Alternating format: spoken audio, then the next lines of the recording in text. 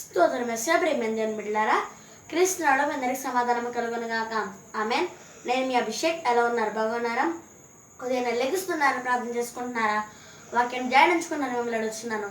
ఒకవేళ ఇంకా ఎవరైనా ప్రార్థన చేసుకోకపోతే ఉన్న పాటలు మోకరించి ప్రార్థన చేసుకొని వాక్యం ధ్యానించుకోవాలని తెలియస్తుంది బిడ్డలారా. తద్వారా దేవుడు మీతో మాట్లాడి మిమ్మల్ని ఆశ్రయించి మిమ్మల్ని విశ్వాసంలో ఆత్మీయంలో మరింత బలపరుస్తారని తెలియజేస్తూ ప్రతిదినము దేవుని వాగ్దానం అనే ఆత్మీయ చక్కటి కార్యక్రమంలో వాగ్దానం చదువుకుందాం. నేను చదువుతున్నాను.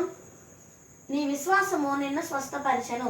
లూకాసు వార్త 8:48 గనుక దేవుని బిడ్డలారా, ఈ వాగ్దానాన్ని బట్టి మనం ఏం తెలుసుకోలేం. ఈ దినం నువ్వు అనారోగ్యంగా ఉన్నావా? వ్యాధితో బాధపడుతున్నావా? మరి ఎన్ని హాస్పిటల్స్ తిరిగినా నీ అనారోగ్యం నీకు తగ్గట్లేదా? మరి ఈ దినం నీకు ఒక శుభవార్త. మనం ప్రభువైన యేసుక్రీస్తు మనందరికీ ఏమని వాగ్దానం చేస్తున్నారంటే, నీ విశ్వాసం నేను స్వస్థపరిచాను.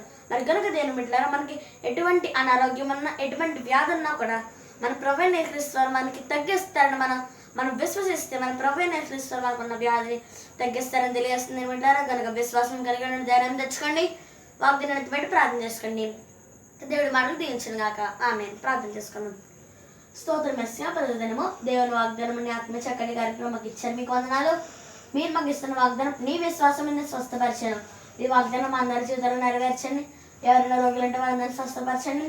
దినం ఎవరైతే పుట్టినరోజు పిల్లలు జరిపించుకుంటున్నారు వాళ్ళందరినీ ఆశ్రయించండి. అనేక మంది పుట్టినరోజు పిల్లలు జరిపించుకోవాలో సాధించండి. ఎవరైనా రోగులంటే స్వస్థపరచండి. మరి అందరూ శాఖలో సంఘాలు ఉన్న వారందరినీ కాచి కాపాడి అభివృద్ధిపరచండి. ఇస్రాయల్ దేశం కోసం ప్రార్థిస్తున్న వారందరూ సమాధానపరచండి. మణిపూర్ గురించి ప్రార్థిస్తున్న వారందరూ కూడా సమాధానపరచండి. యేసు నడుచున్నాం తండ్రి. ఆమేన్. గనుక దేవుని బిడ్డలారా, ఈ వాగ్దానాన్ని మీరు పొందుతున్నారు కనుక లైక్ చేయండి, షేర్ చేయండి, సబ్స్క్రైబ్ చేసుకోండి, మంచి మంచి కామెంట్స్ పెట్టండి. దేవుడి మమ్మల్ని దీవించును గాక. ఆమేన్.